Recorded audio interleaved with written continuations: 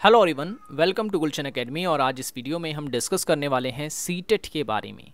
अधिकतर लोग जो हैं सीटेट एग्ज़ाम के बारे में नहीं जानते हैं और कुछ लोगों को इसके बारे में जानकारी होती भी है।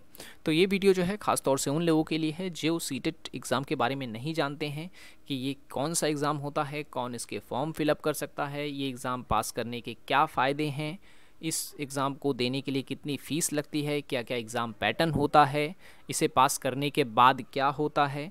तो आज हम इस वीडियो में ये सब डिस्कस करने वाले हैं। वीडियो पसंद आए तो लाइक ज़रूर करें और चैनल को सब्सक्राइब नहीं किया तो ज़रूर कर लें ताकि ऐसी ही इन्फॉर्मेटिव वीडियोस आपको मिलते रहे। तो चलिए शुरू करते हैं सीटेट। देखिए, सीटेट का फुल फॉर्म जो है वो है सेंट्रल टीचर एलिजिबिलिटी टेस्ट। ठीक है, सेंट्रल टीचर एलिजिबिलिटी टेस्ट। नाम से पता चल रहा है कि ये एक ऐसा टेस्ट या एक ऐसा एग्ज़ाम है जो कि टीचर बनने के लिए दिया जाता है। ठीक है, और ये जो एग्ज़ाम होता है ये एक सेंट्रल लेवल का एग्ज़ाम है। ठीक है, सेंट्रल लेवल का एग्ज़ाम है, नेशनल लेवल पर ये होता है, यानी कि ऑल ओवर इंडिया के जो स्टूडेंट होते हैं वो इस एग्ज़ाम को देते हैं। ठीक है, और ये साल में 2 बार होता है। ठीक है, साल में 2 बार ये एग्ज़ाम किया जाता है। इस एग्ज़ाम को वो स्टूडेंट देते हैं जो अपना करियर टीचिंग में बनाना चाहते हैं, यानी कि टीचर बनना चाहते हैं। ठीक है, उन्हें ये एग्ज़ाम देना कंपलसरी होता है।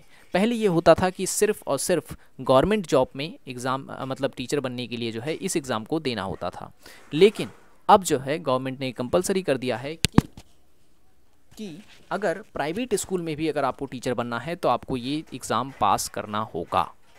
ठीक है, तो ये चीज़ इसमें होती है।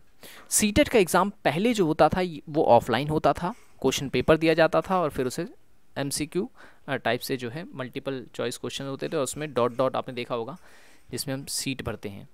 ठीक है ना, जबकि अब से जो है 2022 से ये है ऑनलाइन मोड में आ चुका है, यानी कि CBT बेस्ड होता है, कंप्यूटर पे बैठकर आपको एग्ज़ाम देना होता है।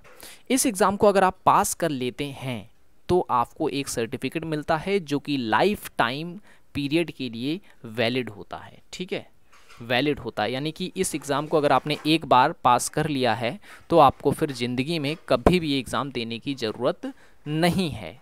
ठीक है, तो इसे एक ही बार पास करना होता है और इस एग्ज़ाम को पास करने के बाद जो है आप स्कूल के टीचर के लिए अप्लाई कर सकते हैं। अब सवाल ये उठता है कि क्या इस जो ये एग्ज़ाम है इसे हर कोई दे सकता है? बिल्कुल नहीं। अगर आपने कोई डिग्री या डिप्लोमा एजुकेशन में किया है तो ही आप जो है इसका फॉर्म भर सकते हैं। जैसे कि आपने DLED यानी कि डिप्लोमा इन एलिमेंट्री एजुकेशन, ठीक है, या फिर B.Ed किया हो, ये B.Ed नर्सरी एजुकेशन, मतलब कई सारे आ जाते हैं। बस आपको एजुकेशनल डिग्री चाहिए। ठीक है, एजुकेशन में डिग्री या डिप्लोमा आपके पास होना चाहिए, तभी जो है आप इसका फॉर्म भर सकते हैं। ठीक है, इसकी फ़ीस की अगर हम बात करते हैं, अगर कोई भी स्टूडेंट इस फॉर्म में अप्लाई करना चाहता है तो उसकी फ़ीस होती है 1200 रुपये। 1200 जो है ये दोनों पेपर की है, क्योंकि सीटेट का एग्ज़ाम जो होता है वो 2 पेपर होते हैं। पेपर 1 जो है मॉर्निंग में, जिसे पार्ट 1 भी कहते हैं, और पेपर 2 जो है वो इवनिंग में होता है, जिसे पार्ट 2 भी कहते हैं। ठीक है, पार्ट 1 और पार्ट 2। तो पेपर 1 और पेपर 2 के लिए अगर कोई स्टूडेंट अप्लाई करता है तो उसे जो है 1200 रुपये फ़ीस देनी होती है, लेकिन अगर कोई स्टूडेंट सिर्फ एक ही पेपर देना चाहता है तो उसके लिए फ़ीस 600 रुपये होती है। हाँ, इसमें SC ST अगर आप हैं, कैटेगरी में आते हैं, तो आपको इसमें और कम फीस देनी होती है। ठीक है, तो ये तो फीस का क्राइटेरिया हो गया। अब बात करते हैं कौन इसको पास कर सकता है। तो देखें, सीटेट एग्ज़ाम की खास बात यह है कि इसमें कोई मेरिट नहीं बनती है। ठीक है, इसमें होता यह है कि अगर कोई भी स्टूडेंट इस पेपर में 60% मार्क्स लेके आ जाता है तो वो इस एग्ज़ाम को पास कर लेता है, यानी कि 150 नंबर का पेपर इसका होता है और 150 में से अगर उसने 90 क्वेश्चन सही कर दिए हैं तो उस स्टूडेंट ने सीटेट का एग्ज़ाम पास कर लिया है। इसके बाद उसे सर्टिफिकेट दे दिया जाता है। ठीक है, तो ये क्राइटेरिया इसमें होता है। सीटेट जो है ये 2022 में जो एग्ज़ाम पैटर्न हुआ वो मैं आपको बताता हूँ। अभी मैंने आपको बताया कि सीटेट के एग्ज़ाम 2 होते हैं, पेपर 1 और पेपर 2 के लिए। ठीक है, पेपर 1 जो होता है ये होता है ख़ास तौर से उन स्टूडेंट्स के लिए जिन्होंने डिप्लोमा इन एजुकेशन किया होता है, यानी DLED किया होता है जिसने। ठीक है, वो फर्स्ट से लेकर के 5th तक के टीचर बनते हैं। ठीक है ना, फर्स्ट क्लास से लेकर के 5th तक की क्लास के टीचर अगर आप बनना चाहते हैं तो आपको सीटेट का पेपर 1 पास करना होगा। लेकिन अगर आप टीचर बनना चाहते हैं 6 to 8 के या 6 to 10 तक के, तो आपको जो है सीटेट का पेपर 2 पास करना होगा। ठीक है, अब जो स्टूडेंट्स होते हैं वो दोनों ही पेपर दे देते हैं, पेपर 1 और पेपर 2, अपनी नॉलेज चेक करने के लिए। या फिर अभी क्या है कि बीएड और डीएलएड, मतलब बीएड वाले स्टूडेंट को ये कह रहे हैं कि जो है प्राइमरी स्कूल में भी जो है वैलिड कर दिया जाएगा। इसको लेकर के विवाद चल रहा है। हालांकि जो बीएड के स्टूडेंट होते हैं पेपर 1 और पेपर 2 दोनों ही एक साथ देते हैं। ठीक है, और मल्टीपल चॉइस क्वेश्चंस होते हैं, कोई भी इसमें डिस्क्रिप्टिव पेपर नहीं होता है, एमसीक्यू होते हैं सारे के सारे। पेपर 1 के अगर एग्ज़ाम पैटर्न की मैं बात करूं कि क्या क्या आता है पेपर 1 में, तो पेपर 1 में 2 लैंग्वेज होती है। ठीक है, आप 2 लैंग्वेज में कोई सी भी लैंग्वेज ले सकते हैं। जैसे आपने लैंग्वेज 1 में ले लिया हिंदी और दूसरी लैंग्वेज में ले लिया इंग्लिश। अब यहाँ पर एक चीज़ और आपको समझनी होगी, अगर आपने पेपर 1 में हिंदी लिया है, ठीक है, तो आप जो है हिंदी से रिलेटेड काफ़ी थोड़े से टफ़ लेवल के एग्ज़ाम देखने को मतलब टफ़ लेवल के क्वेश्चंस आपको देखने को मिलेंगे।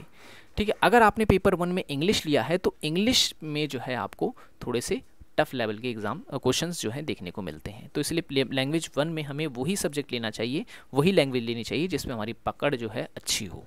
ठीक है, 2 लैंग्वेज आपको चुनने हैं। मान लिया आपने एक में हिंदी चुन लिया, दूसरे पे इंग्लिश चुन लिया।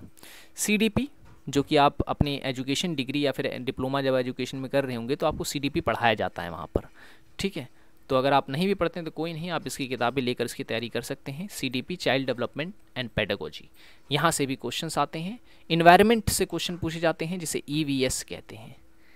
ठीक है, और मैथमेटिक्स से भी क्वेश्चन आते हैं। अब ये जो क्वेश्चन होते हैं ये 30-30 क्वेश्चन होते हैं, यानी 30 आएंगे लैंग्वेज 1 से, 30 लैंग्वेज 2 से, 30 CDP से, 30 इन्वायरमेंट से, 30 मैथमेटिक्स से। तो इस तरीके से टोटल 150 क्वेश्चंस आते हैं। अभी जो 150 पूछे गए हैं, मतलब 150 क्वेश्चन जो है, अब इसमें 30-30 क्वेश्चन पूछे आ रहे हैं। तो मैं बता दूं, जैसे लैंग्वेज 1 है, इसमें 30 क्वेश्चन जो पूछे गए हैं, इसमें से 15 जो होंगे वो पेडागोजी से रिलेटेड होंगे और 15 जो होंगे आपके सब्जेक्ट से रिलेटेड होंगे। ठीक है, ये चीज़ आपको याद रखें। अब मैथ है, मैथ में भी 15 क्वेश्चन आपके पेडागोजी से होंगे और 15 क्वेश्चन आपके जो है सब्जेक्ट से होते हैं। तो ये चीज़ भी आपको याद रखनी है।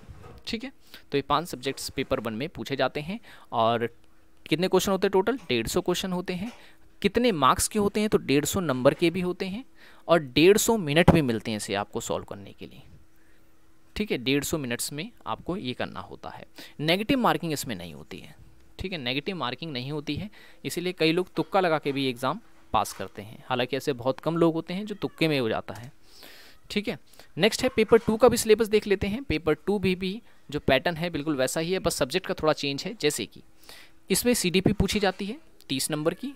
ठीक है, लैंग्वेज 1 से भी 30 नंबर का सवाल आएगा, लैंग्वेज 2 से भी 30 नंबर का सवाल आएगा। अब यहाँ पर A और B, यहाँ पर आपका सब्जेक्ट मैटर करता है। अगर आप साइंस के स्टूडेंट हैं तो A वाला लेंगे। ठीक है, अगर आप SST या फिर सोशल साइंस के स्टूडेंट हैं तो आप B वाला ऑप्शन लेंगे। तो इस तरीके से 4 सब्जेक्ट से क्वेश्चन आते हैं। और जो याद रखें, आपका जो सब्जेक्ट है सोशल साइंस है, मान लो यहाँ से 60 क्वेश्चन आएंगे। ठीक है, यहाँ से 60 क्वेश्चन आते हैं। तो इस तरीके से ये भी आपके कितने बन गए? 150 क्वेश्चन। ठीक है, 150 क्वेश्चन आ गए। इसमें भी मार्क्स जो हैं वो 150 ही हैं और समय भी आपको 150 यानी कि 150 मिनट्स ही दिए जाएंगे। ठीक है, तो ये होता है पेपर 2 का सिलेबस। ठीक है, ओके, तो बिना इसको पास किए आप टीचर नहीं बन सकते हैं स्कूल में। अब यहाँ पर एक डाउट और क्लियर कर देता हूँ। जैसे कि मान लें अगर आपने मास्टर्स कर रखी है, यहाँ पे एक चीज़ और मैं क्लियर कर दे रहा हूँ, मास्टर्स कर रखी है आपने अगर, तो मास्टर्स में अगर आप हमेशा से फर्स्ट रहे हैं, यानी फर्स्ट डिवीज़न रहा है आपका 12th में भी, ग्रेजुएशन में भी और उसके बाद मास्टर्स में भी, तो आप PGT के लिए अप्लाई कर सकते हैं। ठीक है, PGT के लिए अप्लाई कर सकते हैं, DSSSB की अगर मैं बात करूं। ठीक है, लेकिन इसे पास करने के बाद भी जो है आपको एक एजुकेशन डिप्लोमा या डिग्री लेके दिखाना होता है 2 साल के अंदर में। ठीक है ना, ये रहता है। कई लोग कहते हैं हमने मास्टर कर रखी है, बीएड नहीं कर रखी है, लेकिन फिर भी हम क्या टीचर के लिए अप्लाई कर सकते हैं? तो खास तौर से उन स्टूडेंट के लिए मैं बता दूं कि आपको जो है कर सकते हैं आप, लेकिन आपको आगे चल करके वो डिग्री और डिप्लोमा देना ही पड़ता है। ठीक है, तो ये थी पेपर सीटेट से रिलेटेड सारी जानकारी जो मैंने आपको दी। अगर किसी भी प्रकार का और डाउट है आपका तो आप मुझे कमेंट बॉक्स में पूछ सकते हैं।